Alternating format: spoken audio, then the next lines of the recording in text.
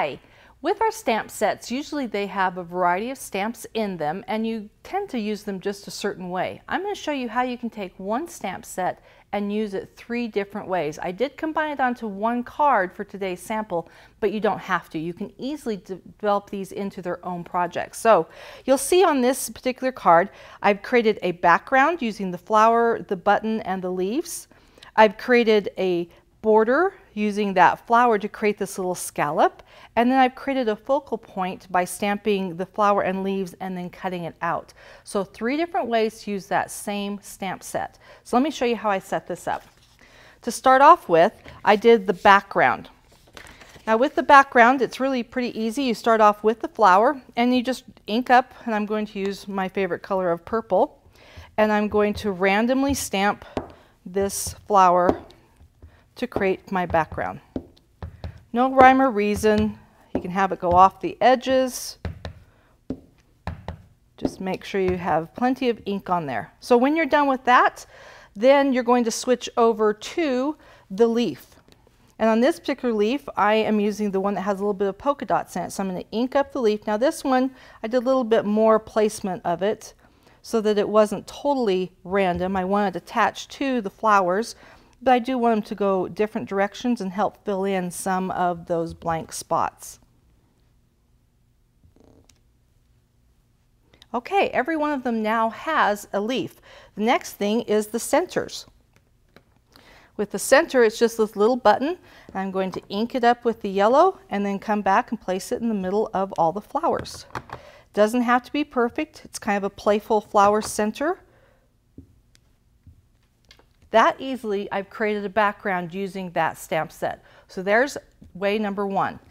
Next thing I'm going to show you is how I set up the this focal point. So again, I'm just going to use my flower, and I'm just using a scrap piece of paper because I'm going to cut this guy out. So I put my flower on the back of my block because I know I'm going to come back and use this button again. And I'm inking the flower and stamping with it. Then I'm going to ink up the yellow button center, and I'm going to put that in the middle, and I am a little more careful on this one because it is a focal point rather than just the background.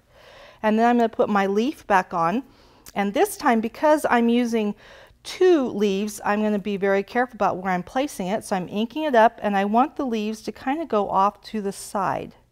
The great thing is that I can rotate this around a little bit and get those, and I want to make sure I've got plenty of green on there before I stamp it. Do it on an angle, and I don't really want to overlap my flower. Once I get this stamped, then I'm just going to come, cut it out, follow around the edges. You can be as exact or you can round around it however you want. And once I get done, then as I showed you before, I have this focal point that I put foam squares behind to lift it up off of it, but it's just the cut out stamped image. So from this, I get this. That's way number 2. Let's show you the third one. The third one is really fun because you're using it in a total different way that's not expected.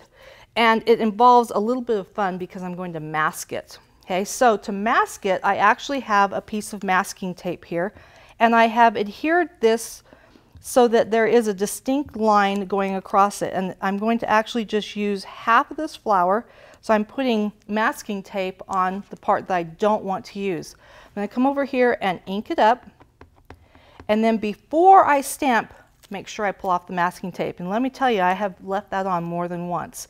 Now, because I'm doing a border here, I want to kind of hang it off a little bit just because I don't think it's going to connect all the way across. I stamp it.